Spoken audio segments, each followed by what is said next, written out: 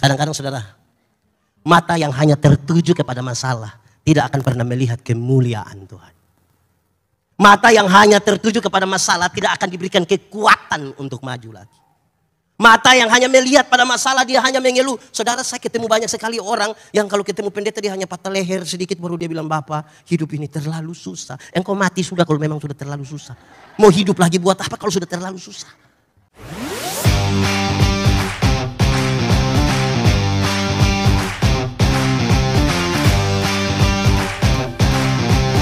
Kuatkanlah dan teguhkanlah iman kami. Supaya waktu di mana kami belajar firman Tuhan, biar ini menjadi waktu paling baik buat kami. Kami berdoa, Tuhan jauhkan semua penggoda pencobaan. Baik di dalam kami maupun di sekitar kami. Supaya di dalam damai-Mu kami belajar firman Tuhan. Kami percaya bahwa hanya kuat kuasa Roh Kudus-Mu yang mampu menolong kami bukan saja untuk mengerti firman Tuhan. Tapi lebih dari itu kami dimampukan menjadi pelaku-pelaku firman-Mu. Kami rindu pada firman-Mu. Berfirmanlah bagi kami Tuhan. Di dalam nama Yesus firman yang hidup itu kami berdoa. Amin. Mari silakan duduk semuanya. Bapak Ibu Saudara-saudara, Shalom. Sukacita di ulang tahun 66 GKPU Halim Perdana Kusuma. Tema kita adalah Dia Kekuatanku, bersyukurlah. Pembacaannya terambil dari Habakuk pasal 3 ayat 17 sampai ayat yang ke-19. Habakuk pasal 3 ayat 17 sampai ayat yang ke-19. Sekalipun pohon ara tidak berbunga, pohon anggur tidak berbuah, hasil pohon zaitun mengecewakan. Sekalipun ladang-ladang tidak menghasilkan bahan makanan, kambing domba terhalau dari kurungan, dan tidak ada lembu sapi dalam kandang. Namun aku akan bersorak-sorak di dalam Tuhan, beria-ria di dalam Allah yang menyelamatkan aku. Allah Tuhanku itu kekuatanku. Ia membuat kakiku seperti kaki rusa. Ia membiarkan aku berjejak di bukit-bukit. Demikian firman Tuhan. Berbahagia setiap orang yang mendengar firman, memelihara dan melakukan dalam hidup setiap hari. Shalom. Sekali lagi shalom. Mari kasih salam yang di samping kiri kanan, katakan selamat ulang tahun.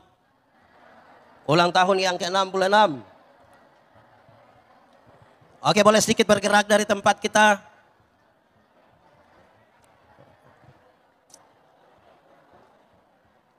Luar biasa, terima kasih banyak. Yang muda, yang tua, laki-laki, perempuan, kita bersuka cita hari ini. Puji Tuhan. Bapak Ibu Saudara-saudara, terima kasih banyak. Saya mulai khotbah ini dan mengatakan, saudara-saudara, saya berkhotbah di banyak acara hari ulang tahun gereja dan saya suka mulai mengatakan begini. Kedewasaan itu ada 3. 1, dewasa biologis. Dewasa biologis itu waktu itu kita punya berat badan hanya 37.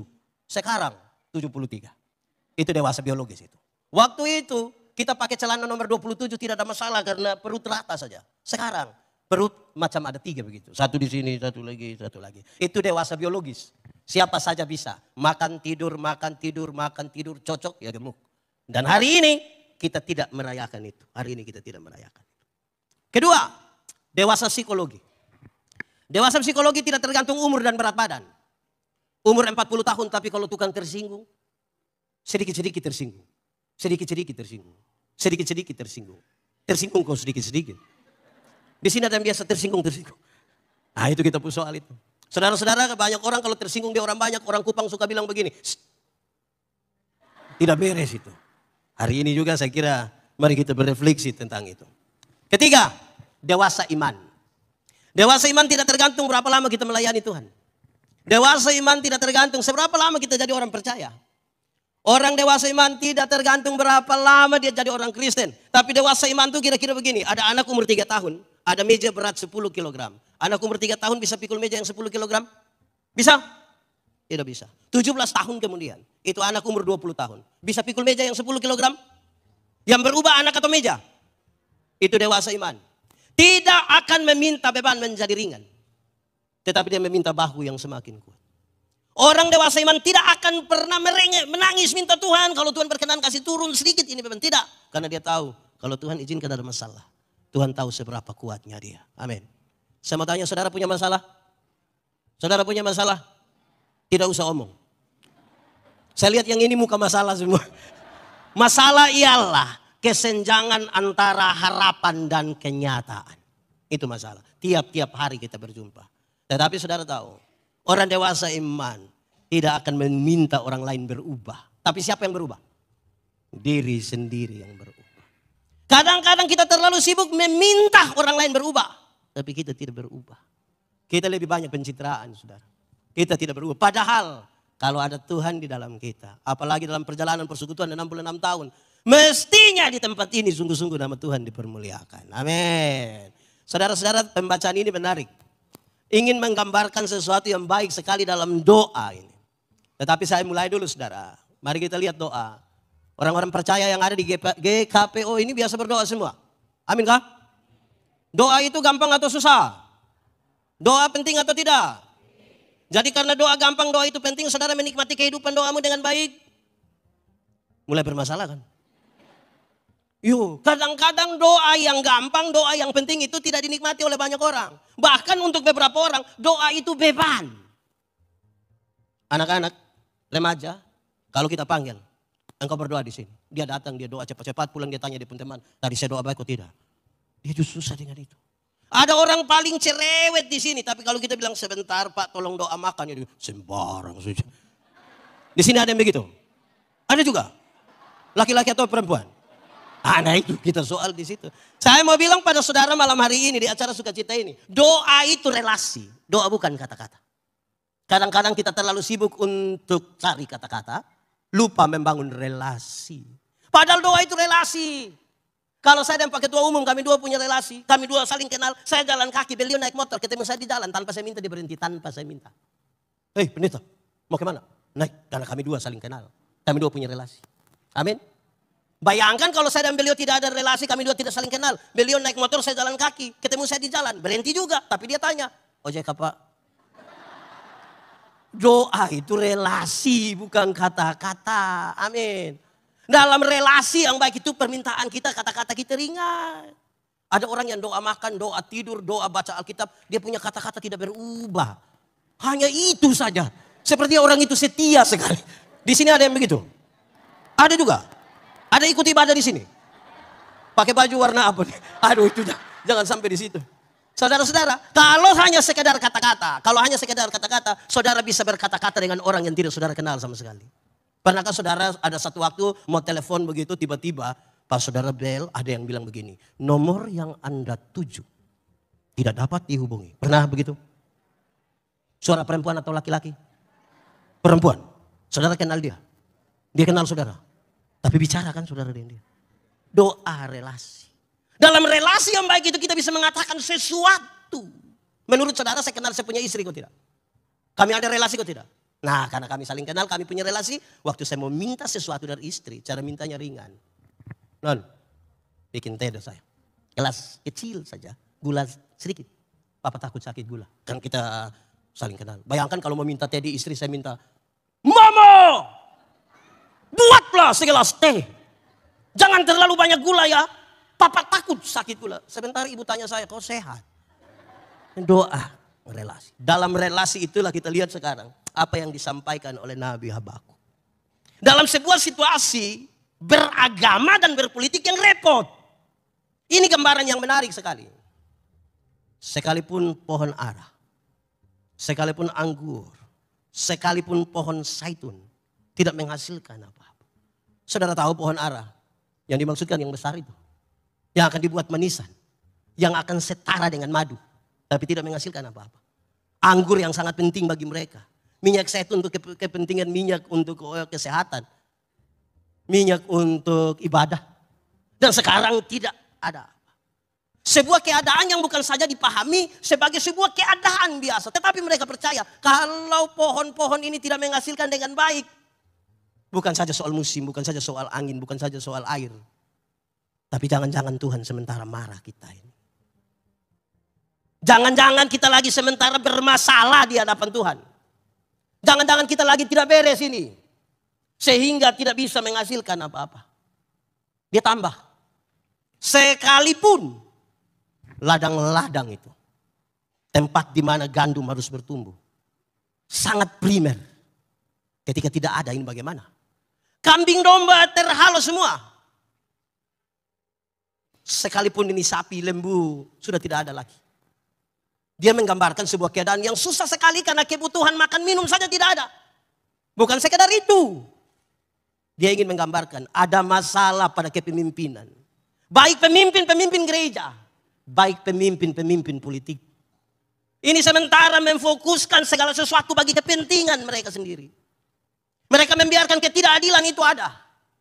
Mereka membiarkan orang-orang susah itu ada. Mereka sementara memperkaya diri. Membuat rumah yang megah. Mereka dihormati oleh banyak orang. Tetapi tanda-tanda kerajaan itu tidak ada di situ. Sebuah keadaan yang saya kira serius sekali. Tetapi apakah dia tuntas sampai pada mengeluh? Tidak. Tidak. Dia mau kasih tahu sesuatu yang paling puncak dari keadaan itu. Di keadaan di mana masalah-masalah itu ada. Sekalipun. Tapi dia tahu Tuhan itu kekuatan. Dari mana sekarang dia mau menggambarkan itu? Sebuah refleksi yang sederhana dia katakan. Dia itu yang menyelamatkan aku. Dia bicara hari ini? Tidak. Dia bicara tentang sesuatu di masa lampau. Orang-orang Israel sangat kuat dengan cerita tentang penyertaan Tuhan ketika mereka sangat lama di Mesir. Dan sekarang mereka keluar. Cerita itu diceritakan turun-temurun. Bukan gampang. Sulit sekali. Tapi dia kasih tahu. Tuhan menyelamatkan. Tuhan itu juru selamat. Saudara, kalau kita belajar dari perjalanan bangsa Israel, saudara. Dijajah 430 tahun. Bermental budak sekali. Sekarang mereka akan masuk tanah terjanji yang penuh dengan susu dan madu. Orang-orang bermental budak tidak bisa masuk tanah berkelimpahan susu dan madu. Nanti tambah masalah di sana. Mental mereka harus diubah. Mental budak itu harus diganti menjadi orang-orang bermental raja. Orang bermental budak berhadapan dengan kekayaan yang banyak. Bisa habis, bisa hancur, bisa rusak, bahkan merusak diri dan keluarga. Mereka harus jadi orang-orang bermental raja. Orang-orang bermental budak. Kalau kerja dan mandor jaga, serius sekali dia. Semangat, kadang-kadang tambah makan puji. Tapi kalau mandor pulang, dia bikin pengucapan syukur. Orang bermental budak. Orang bermental budak itu tidak visioner. Untuk hari ini yang dipikirkan. Tidak pernah berpikir tentang masa depan. Bagaimana dia akan masuk tanah terjanji. Saudara tahu bahwa dalam kisah itu, saya ingin mengatakan dua hal. Pertama, visi. Visinya ringan sekali. Susu madu. Terlalu ringan visi itu. Sampai yang paling kecil, yang paling bodoh, yang tidak sekolah tinggi pun tahu visi itu. Mereka berhadapan dengan tanah kering. Mereka rubah menjadi taman Tuhan. Susu madu. Visi. Tapi yang kedua, saudara lihat penyertaan Tuhan. Waktu lapar Tuhan kasih makan. Waktu haus Tuhan kasih minum. Waktu malam hari Tuhan jadi tiang api. Siang hari Tuhan jadi tiang. Alkitab mencatat dua hal yang lebih. Pakaian mereka tidak diganti. Berpuluh-puluh tahun pakaian tidak diganti, tidak robek. Coba kita punya tidak ganti 3 hari. Repot saudara. Apalagi kalau saudara tidak ganti dan masuk gereja. Repot kan? Dia tambah lagi. Kasut mereka tidak rusak jalan di padang pasir yang panas. Puluhan tahun. Kasut mereka tidak rusak. Saudara bayangkan, kita ini tidak kemana-mana, kaki pecah-pecah di bawah. Dorang punya sepatu tidak rusak. Penyertaan Tuhan yang luar biasa ini dia ceritakan turun-temurun. Maka sampai di sini ketika berhadapan dengan situasi keagamaan dan situasi politik begitu, tidak. Tuhan penyelamat saya. Kisah masa lalu tidak sekedar berdiam di situ. Tapi sekarang dia menjadi tonggak iman. Yang mengatakan kepada kita sekalian, kalau Tuhan itu menolong mereka di masa lalu, Tuhan yang sama menolong mereka hari ini dan masa depan. Amin. Kalau 66 tahun yang lalu ada 5 keluarga ditolong oleh Tuhan membangun sebuah persekutuan. Masa Tuhan membiarkan kita yang sudah ribuan kakak hari ini? Masa Tuhan biarkan kita? Tidak. Pengalaman masa lalu, Tuhan tarik untuk berdiri di depan mereka sekarang. Kamu lihat. Jadi ketika dia ada dalam persoalan itu, Tuhan tidak mulai dengan menjawab satu persatu kebutuhan jasmaninya. Dia kasih tunjuk dulu, lihat ini penyertaan Tuhan. Kadang-kadang saudara, mata yang hanya tertuju kepada masalah, tidak akan pernah melihat kemuliaan Tuhan. Mata yang hanya tertuju kepada masalah tidak akan diberikan kekuatan untuk maju lagi. Mata yang hanya melihat pada masalah dia hanya mengeluh. Saudara, saya ketemu banyak sekali orang yang kalau ketemu pendeta dia hanya patah leher sedikit baru dia bilang, Bapak hidup ini terlalu susah. Engkau mati sudah kalau memang sudah terlalu susah. Mau hidup lagi buat apa kalau sudah terlalu susah. Amin. Disinilah saudara dia bilang begini. Tapi aku bersuka cita. Saya mau tanya saudara, sukacita dan senang itu beda atau sama? Sukacita dan senang beda atau sama? Sama atau beda? Beda atau sama? Beda. Senang itu berurusan dengan kepuasan yang kita terima. Sukacita berurusan dengan sikap kita terhadap keadaan. Menyangkut senang, Alkitab berkata, ingat, ada waktu untuk senang, tapi ada waktu untuk susah. Jadi kalau saudara sementara senang sekarang, ingat, sedikit lagi susah. Kalau saudara sementara susah sekarang, mungkin sedikit lagi sudah mati mungkin. Kita juga tidak tahu kita hidup sampai kapan juga. Tetapi Alkitab mengatakan tentang sukacita dia bilang apa? Bersukacitalah, senang, baik waktu senang, baik waktu. Kalau saudara berefleksi, banyak jemaat, banyak anak-anak Tuhan, cari Tuhan hanya untuk senang, bukan untuk sukacita. Kenapa? Kalau senang yang saudara cari, dunia bisa memberikannya bagi saudara. Uang yang banyak membeli kesenangan, tapi tidak dengan sukacita. Kalau sukacita yang saudara cari, hanya ditemukan di dalam siapa? Tuhan. Senang itu bagian dari sukacita. Tapi senang itu bukan sukacita. Ulang. Senang itu bagian dari sukacita. Tapi senang itu bukan sukacita. Seperti ban itu bagian dari mobil. Tapi ban itu bukan mobil. Supaya jangan saudara naik ban, kira saudara naik mobil. Banyak orang mencari senang bukan sukacita. Ini kita punya persoalan untuk berefleksi tentang Tuhan. Tuhan yang ajaib itu sekarang dia tahu, oh begitu. Bahkan Tuhan membuat saya seperti rusa. Yang melompat, mengikuti ini bukit-bukit. Apalagi yang kurang? Ada masalah. Tuhan tidak pernah menjanjikan lautan tenang. Amin. Bukan laut kalau tidak ada gelombang. Air yang tidak ada gelombang itu namanya apa? Aqua. Itu tidak ada gelombang. Tuhan janji berikan kekuatan ketika saudara ada di tengah-tengah masalah. Amin. Itu yang jadi. Saya bayangkan saudara-saudara, Paulus dengan yakin sekali mengatakan begini. Apa yang dapat memisahkanku dari kasih-Mu Tuhan sahabat. Saudara tahu lagu ini? Kalau tahu pulang baru menyanyi. Jangan. Dia menggambarkan penderitaan ringan yang kita alami tidak dibandingkan dengan kekekalan yang Tuhan kerjakan bagi kita. Coba saya periksa penderitaan-penderitaan Paulus yang katanya ringan itu. Ada banyak. Tapi paling tidak saya sebutkan 3. 1, dia pernah terdampar di laut itu. Saya mau tanya saudara, terdampar di laut itu ringan? Supaya kalau ada yang bilang ringan, coba ikut saya ke laut. Saya lepas dia. Berarti tuh, Paulus itu pernah di penjara. Ringan? Kalau ada yang bilang ringan, coba bikin kerusuhan. Dia langsung tahu. Paulus itu pernah merasakan cambuk. Sekali hukuman cambuk di sana. Kira-kira 39 kali pukul. Di ujung cambuk ada gading yang kira-kira dia begini. Yang sekali ditaruh dia bisa bawa daging. Sakit. Ringan. Tapi kenapa dia bilang ini ringan? Waktu dibandingkan dengan peristiwa penyelamatan itu. Ini tidak ada arti apa-apa. Tidak ada arti. Amin. Refleksi yang paling gampang kita tanya ibu-ibu. Saya mau tanya ibu-ibu, boleh jawab jujur. Ibu-ibu. Di sini tidak ada ibu-ibu. Ibu-ibu. Melahirkan itu sakit atau tidak? Terlalu sakit. Baik melahirkan normal maupun abnormal. Tetap sakit. Ya sesar itu abnormal lah. Saudara waktu ibu sakit melahirkan kami suami saja kan tidak bantu kan. Suami-suami paling di luar terus dia taruh tangan di kepala dia bilang Yesus. Tapi tidak. Sudah bilang Yesus lah terus dia bayangkan kira-kira ini anak muka seperti siapa ini. Paling-paling. Iya kan sakit. Amin. Lanjut. Anak-anak ketika mereka baru lahir. Mereka kan hanya bisa menangis. Kalau anak-anak menangis.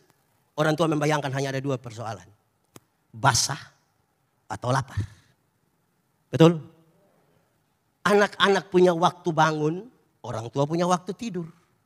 Orang tua punya waktu bangun. Anak-anak punya waktu. Banyak orang tua tidak tidur karena anak-anak. Jam 3 subuh juga orang tua masih sementara goyang-goyang. Pernah alami itu? Sudah sempoyongan karena tidak tidur sambil goyang-goyang. Seringkali ibu-ibu dipaksa lagi jadi penyanyi. Makanya lagu mereka seringkali tidak bisa dipertanggungjawabkan. Kalau tidak bobo digigit. Padahal justru kalau anak bobo itu baru nyamuk gigit. Kalau anak ada lari-lari nyamuk mana gigit? Ya tidak ada. Tapi sudahlah kira-kira gitu. Sekarang saya tanya saudara. Ibu-ibu ini kan latih anak-anak bicara. Bapak-bapak kan latih anak-anak bicara satu-satu suku kata. Ma, pa. Ketika dia mulai remaja, mulai ada teman. Dia suka bicara sama papa mama. Dia suka bicara sama papa mama. Dia lebih suka bicara sama teman. Ibu-ibu tahu begitu. Pertanyaannya, lalu kenapa kasih makan dia? Kenapa kasih makan? Kenapa kasih makan dia? Latih dia bicara, kok bukan bicara sama kita, dibicara sama orang lain. Kok dikasih makan? Orang tua latih anak jalan. Satu-satu langkah sambil pegang di tangan dia latih. Ta, te. Jalan belakang itu. Waktu dia mulai remaja. Suka jalan sama papa mama. Suka jalan sama papa mama. Dia lebih suka jalan sama. Kenapa pilih handphone buat dia? Saudara lihat sesuatu yang sangat kuat di situ. Ini yang harus diceritakan bagaimana. Saudara bayangkan. Berbayarkah itu? Tidak. Saya kira saudara tahu ilustrasi ini. Ketika satu orang sudah sukses. Dia pergi lihat ibunya yang sakit di rumah sakit. Rupa-rupanya waktu ibunya sakit. Dia sibuk sekali pergi datang kantor lihat ibunya. Satu saat dia datang, dia bawa satu map. Dia bilang, ibu, nanti ibu baca sendiri di dalam map itu. Kalau ibu tidak tahu satu dua hal boleh tanya ke saya. Ibunya coba buka, dia tulis. Biaya pergi pulang urus ibu beberapa juta. Biaya makan untuk ibu berapa juta. Biaya ini itu berapa juta. Terus ibunya bilang begini, nak, karena anak mulai perhitungan sama ibu, maka ibu juga mau bikin perhitungan. Saya tulis beberapa hal dan kalau nanti nak rasa kurang mengerti boleh tanya. Dia tulis. Tapi nanti pulang baru engkau baca. Dia tulis. Mengandung engkau kurang lebih 9 bulan. Biaya gratis. Membesarkan engkau sampai umur 27 tahun waktu engkau menikah. Biaya gratis. Waktu masa kecilmu susu yang begitu banyak gratis. Dia tulis semua gratis dan dia bilang begini. Sesaat lagi mungkin mama sudah tidak ada. Nanti rumah engkau boleh dapat. Harganya gratis. Dia baca-baca. Dia jadi ingat dia punya mama. Macam kita toh kalau biasa tidak ingat-ingat orang tua. Pas susah baru ingat begitu. Apalagi orang tua sakit baru batuk. Dia langsung tanya sertifikat. Itu dia kepintir. Ya, dia lari kembali ke rumah sakit. Waktu dia sampai di sana. Perawat kasih tahu. Ibu, baru kira-kira 5 menit yang lalu meninggal. Dia sedikit kecewa. Dia menangis, tapi kan sudah selesai. Kenapa saya pakai gambaran ini? Ini sebuah gambaran tentang kasih. Yang memungkinkan seseorang itu bisa kuat. Saya punya definisi sendiri, saudara boleh ikut. Kasih ialah. Omong. Kasih ialah. Kebaikan. Tidak terpatahkan oleh apapun. Tidak akan pernah berubah menjadi kebencian. Rujukannya jelas. Karena begitu besar kasih Allah akan dunia ini. Apakah Tuhan Allah mengasihi dunia? Amin. Dunia mengasihi Tuhan Allah?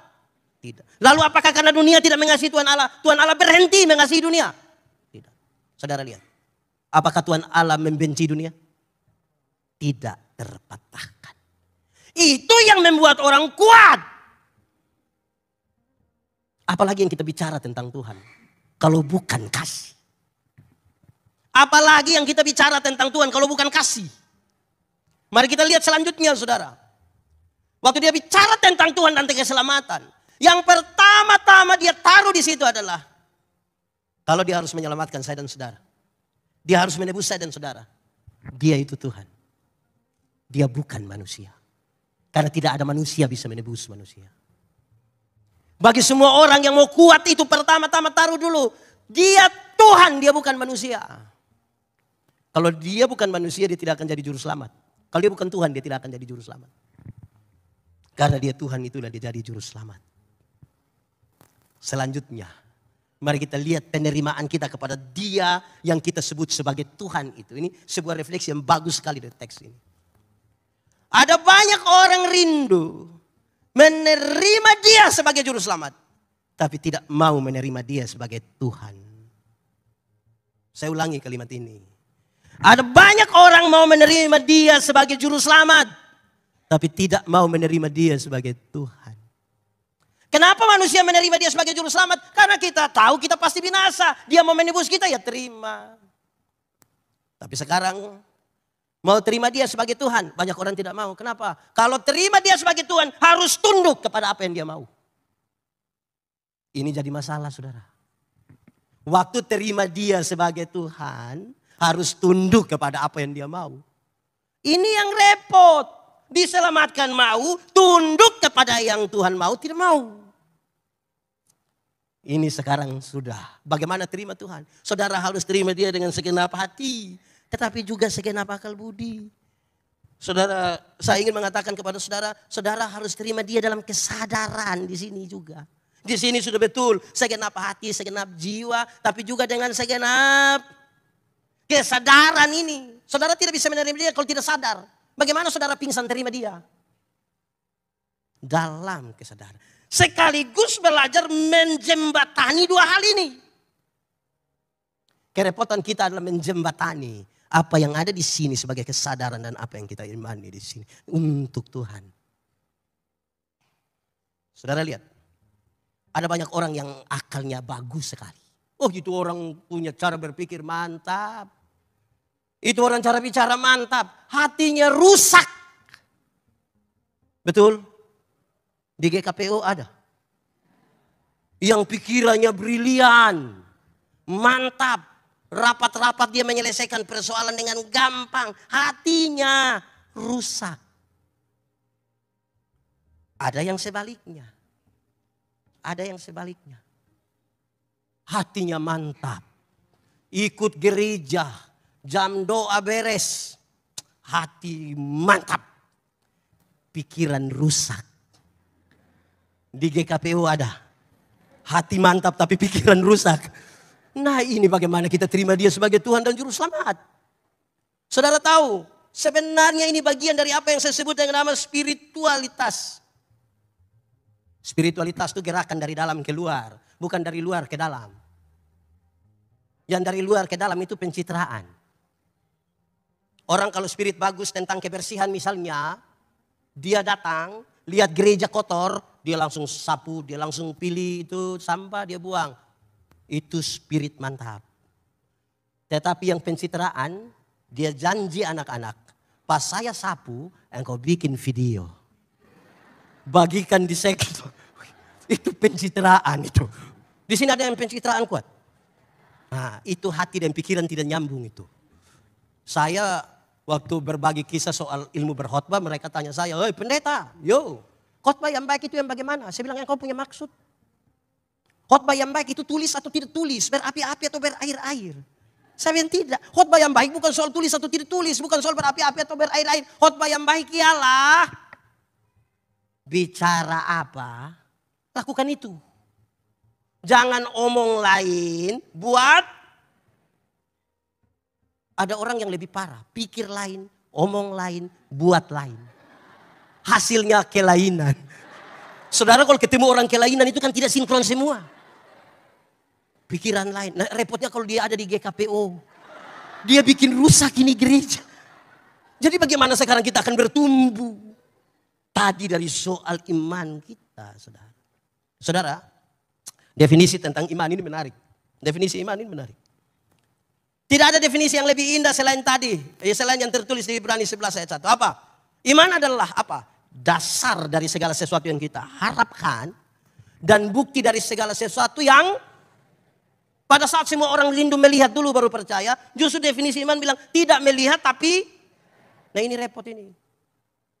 Saudara, kalau ada kecelakaan kendaraan, tinggal 2 orang yang selamat. 1 orang beriman, 1 bukan orang beriman. Yang orang beriman akan mengatakan, untung Tuhan saya selamat, untung Tuhan. Yang tidak beriman akan bilang, untung tadi saya lompat cepat-cepat. Satu peristiwa yang sama, refleksi beda. Apa yang ingin saya katakan di sini? Supaya kita betul-betul bisa berefleksi sesuatu tentang apa yang disampaikan oleh Habakuk ini. Saudara, iman itu dasar. Dasar itu fondasi. Fondasi kuat, bangunan kuat. Fondasi miring, bangunan. Fondasi dari apa? Yang kita harapkan. Harapan itu apa? Cita-cita masa depan, idealisme masa depan, visi kita bersama. Saudara mau jadi orang tersukses silakan. Mau jadi orang paling kaya silakan. Mau jadi orang paling cantik silakan. Tapi saudara bangun dia di atas dasar apa? Itu pergumulan kita. Karena orang yang tidak beriman sekalipun rindu jadi sukses, rindu jadi kaya, rindu jadi yang paling cantik.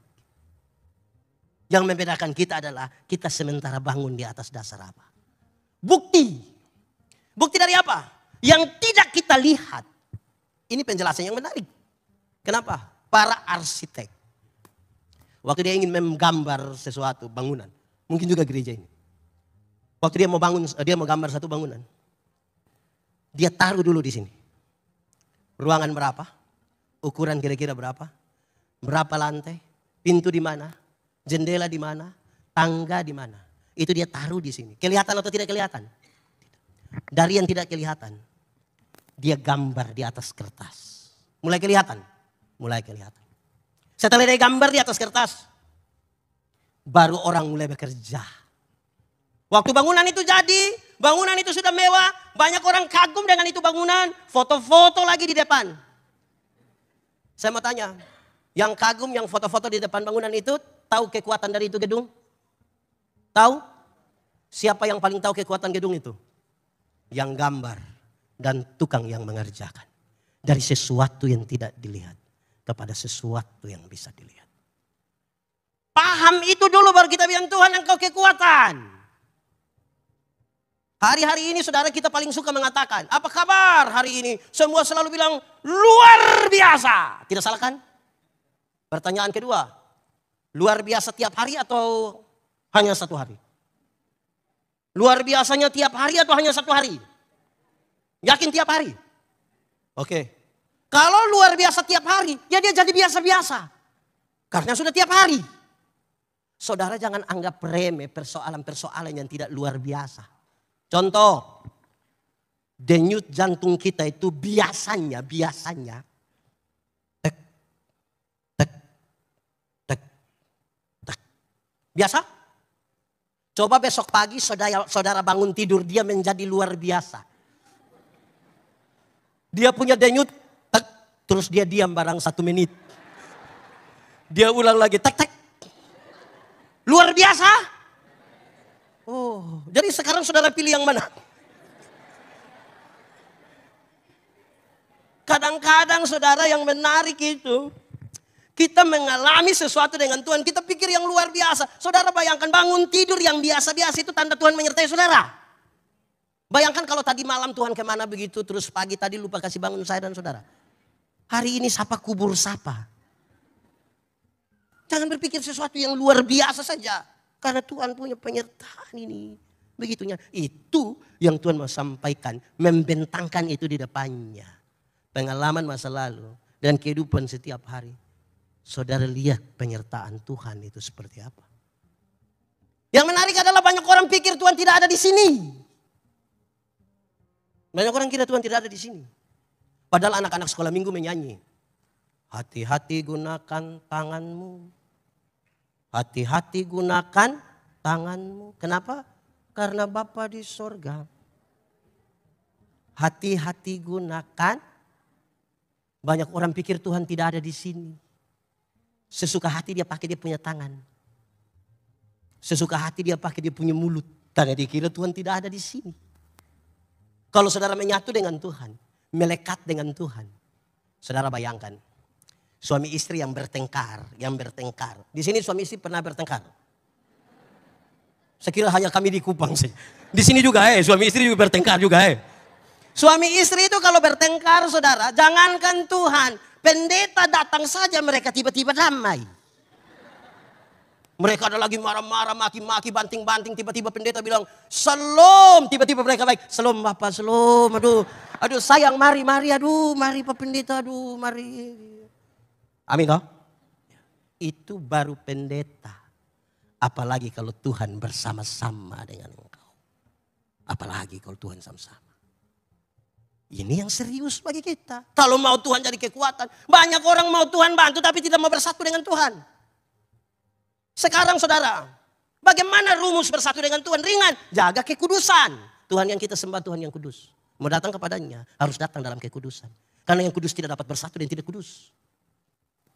Yang terang tidak dapat bersatu dengan yang gelap.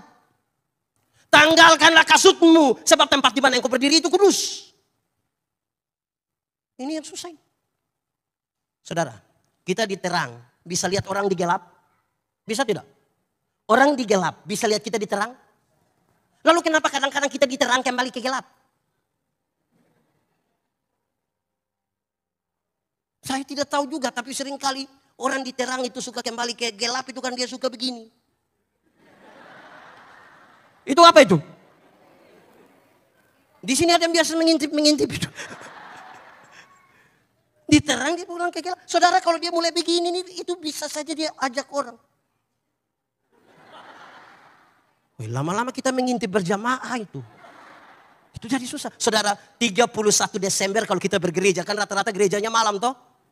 Wah, masuk gereja tuh agak suram ini lampu-lampu, terus mulai dengan musik klasik. Teng teng teng teng teng teng teng teng teng teng teng teng teng teng. Terus ada puisi. Tidak terasa. Saya dalam hati engkau tidak rasa. Ini 365 hari ini rasa kok tidak. Lalu kenapa bilang tidak rasa? Bla bla bla bla bla. Terus dia bilang begini. Mari kita tulis catatan dosa kita. Biar dia berlalu bersama-sama dengan tahun lalu. Tahun lama berangkat bersama-sama dengan hidup lama. Tahun baru, hidup baru, semangat baru. Ini 31 Desember ini. Dia tulis catatan dosa. Ada yang tulis 5, ada yang tulis 10, ada yang tulis 20. Pakai menangis lagi. Setelah tulis sedih-sedih begitu keluar juga tidak langsung buang. Pakai menyanyi lagi. Mampirlah dengar doa. Ini 31 Desember ini. Mantap toh? Istri sudah senang, suami berubah. 31 Desember. Masuk minggu kedua bulan Februari. Dia gila ulang. Lebih parah dari tahun lalu. Lalu bagaimana kita bilang Tuhan kekuatan? Saudara, saya ingin sampaikan pada saudara. Pengakuan kita dari mulut bisa mengatakan Tuhan kekuatan. Hati kita belum tentu. Bagaimana saya menggambarkannya saudara? Saudara, sebagai pendeta ini kami jalan orang telepon. Pendeta, yo singgah dulu di rumah sakit. Siapa sakit? Suami kah, istri kah, anak-anak kah? Oke. Pas kami pergi mereka bilang, diam-diam pendeta berdoa dulu, pendeta berdoa dulu. Pas kami doa habis, dia bilang begini, Bapak, ini obat. Saya bilang kalau itu obat, kenapa suruh saya berdoa? Kalau memang itu obat menyelesaikan perkara, suruh saya berdoa supaya kenapa? Mulut kita mengatakan tentang Tuhan, pengakuan kita tidak. Lalu saudara berharap Tuhan jadi kekuatan. Saya lahir besar di NTT. NTT, nanti Tuhan tolong. Salah sedikit nanti Tuhan tampar nanti. Saya lahir besar di NTT. Kalau saya cerita tentang NTT, saudara percaya tidak? Saya lahir besar di NTT, saya cerita saudara percaya atau tidak? Kalau saya lahir besar di NTT, saya lebih banyak cerita tentang Bogor. Saudara percaya atau tidak? Kenapa saudara tidak percaya? Apa yang saya katakan? Mulut kita bisa berkata tentang Tuhan. Oh Tuhan luar biasa. Mantap ini. Ini kan ada di sini. Tapi malam-malam dia jalan, lihat pohon besar satu goyang-goyang sedikit. Dia bilang, itu Pak. Keras. Apa yang keras? Mulut bilang Tuhan kuat. Pengakuan tidak begitu. Lalu saudara berharap Tuhan jadi kekuatan saudara. Saudara, ini penting saudara. Kenapa? Kadang-kadang ini bahaya buat kita dalam pelayanan. Saya punya kisah satu, orang marah saya, tapi ya namanya saya punya kisah. Ada pendeta pergi di acara begitu. Terus ada janda miskin satu duduk di samping. Bapak, ini tanggal 14, Bapak bisa pimpin ibadah di rumah. Pak pendeta bilang, aduh saya sibuk, nanti penatua saja yang pergi, tidak apa-apa. Oh, tidak apa-apa, tidak apa-apa, Bapak, tidak apa-apa. Mereka ambil makan, duduk sama-sama, basa-basi. Pak pendeta tanya, Ibu, ada acara apa bikin ibadah di rumah? Terus janda ini bilang begini, tidak, saya punya anak yang pertama itu, dia baru saja dilantik jadi komisaris bank. Dia ada mau ibadah sambil titip berkat sedikit. Terus itu pendeta bilang, sabar-sabar, tanggal berapa Ibu, tanggal berapa? Terus ibu bilang tanggal 14. Dia bilang, saya pikir tadi tanggal 4. Kalau tanggal 4 saya sibuk 14 bisa. Ini kita jadi repot. Akhirnya pelayanan kita bisa kita pilih-pilih. Kalau orang kaya, kita datang Bapak, kita doa Bapak. Ya buat keluarga Pak, buat anak-anak, kesehatan. Lama-lama dia tidak ngomong, kita yang ngomong kembali. Kalau kita sembahyang kasih orang miskin, kita beri Bapak tutup mata, kita berdoa. Kalau mati juga Tuhan berkenanlah, Tuhan berkenanlah. Saudara lihat ya, jadi kalau kita tidak menempatkan Tuhan seperti apa yang seharusnya, kadang-kadang bukan Tuhan pakai kita pakai kembali Tuhan itu. Itu jadi soal buat kita. Saudara, dalam konteks tadi dia mau kasih tahu, hidup ini butuh proses. Ada masalah, tapi cepat-cepatlah berproses bersama Tuhan. Dia tidak akan ganti cepat-cepat. Tapi proses itu penting.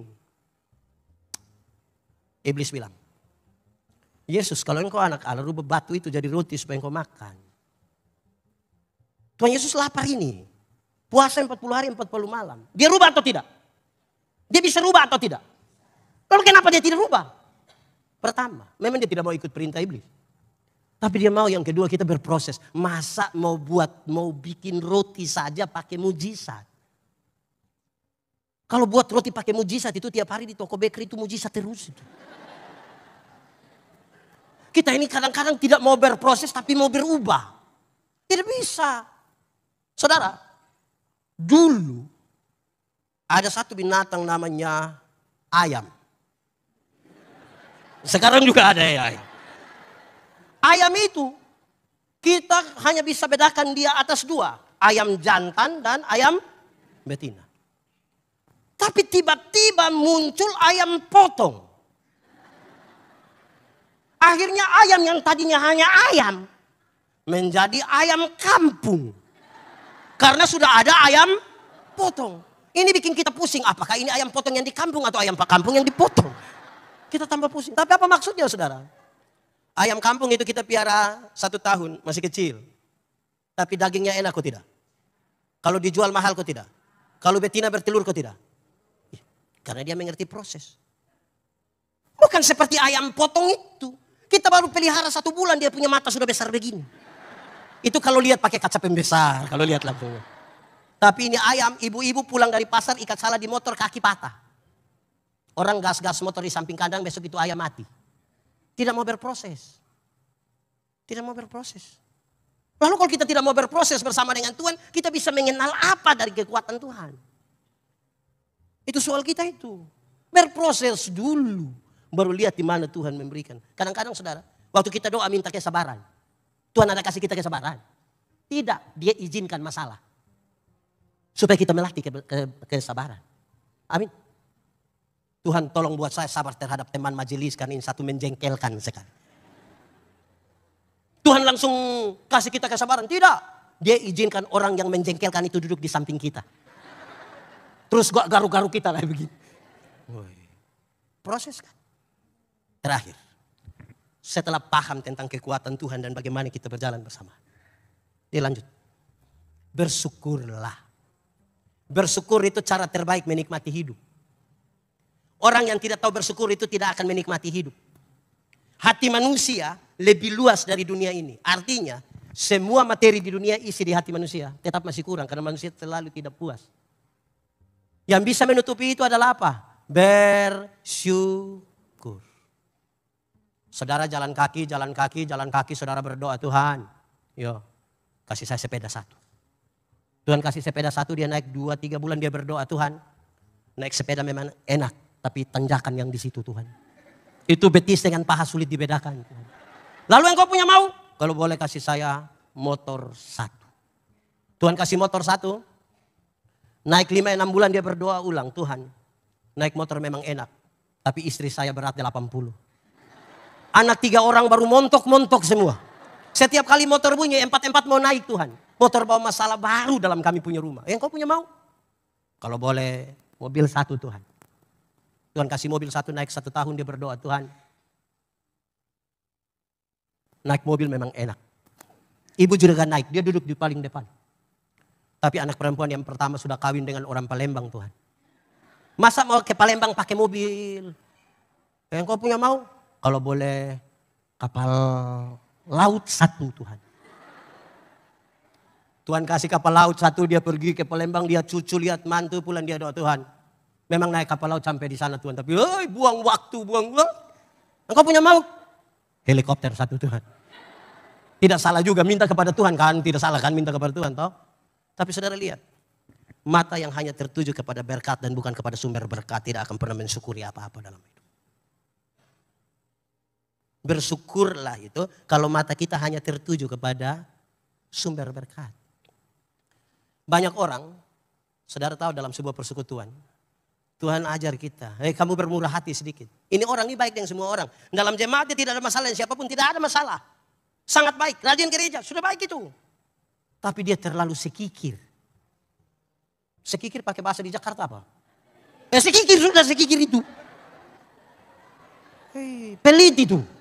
Di sini ada yang pelit-pelit itu. Ada juga. Ada di rajin gereja. Jadi kita kurang bermurah hati. Kita tidak bermurah hati di situ. Karena pelit sekali. Saudara, ada satu waktu ada 2 orang minta karunia kepada Tuhan. Ternyata di Tuhan tinggal 2 karunia. Satu karunia memberi, yang satu karunia menerima. Orang pertama cepat-cepat ambil karunia menerima. Tinggal karunia. Orang kedua agak berat-berat, dia ambil sudah karunia memberi. Lewat 20 tahun kemudian mereka ketemu di satu perapatan jalan di lampu merah itu. Yang punya karunia memberi, sementara di atas mobil mewah, satu tanda ini orang sukses ini.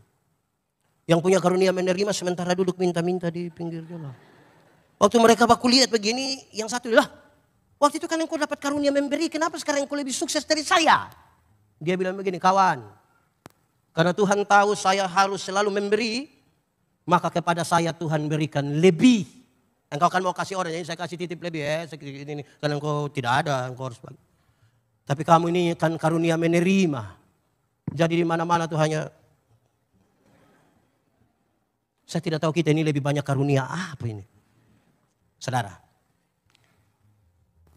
uang itu semua orang butuh. Tapi ada satu kisah kecil tentang uang. Di satu tempat makan, ada orang makan. Oh betul, kalau di tempat makan orang makan. Kalau di tempat makan orang tidur itu bukan tempat makan. Ada juga pengamen di situ. Sementara orang makan, pengamen ini datang. Menyanyi seadanya. Ku ingin saat ini engkau. Lagu belum selesai dia angkat dia punya tempat uang tuh. Ya dikasih uang berapa? 500. 1000, 2000. Ini terakhir saya sudah habis. Di tempat makan yang kedua, ada juga makan. Ada juga pengamen, tapi pengamen yang satu ini datang dari satu meja ke satu meja. Dia bilang, boleh saya menyanyi? Ya. Mau saya nyanyikan lagu apa? Setelah dikasih tahu, dia menyanyi dengan baik. Sampai selesai dia tanya, bagaimana?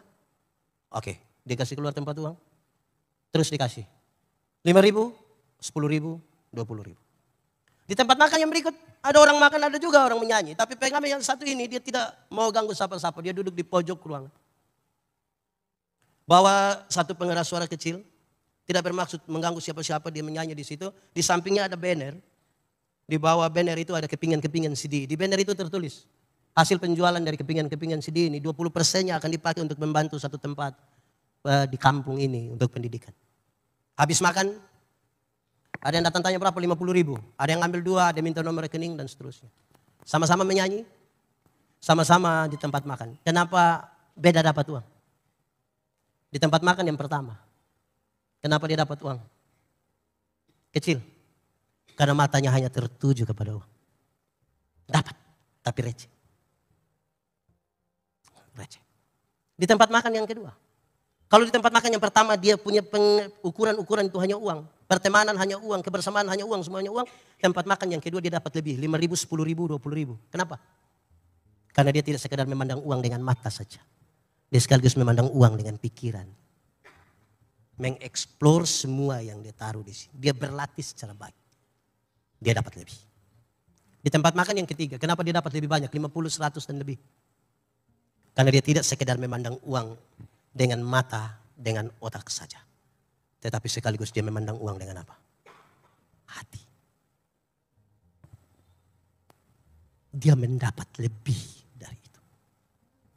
Saudara, itu satu kesatuan dalam perjalanan kita bersama-sama dengan Tuhan. Cara pandang kita terhadap diri, cara pandang kita terhadap berkat, dan cara pandang kita terhadap Tuhan. Mari kita tunduk.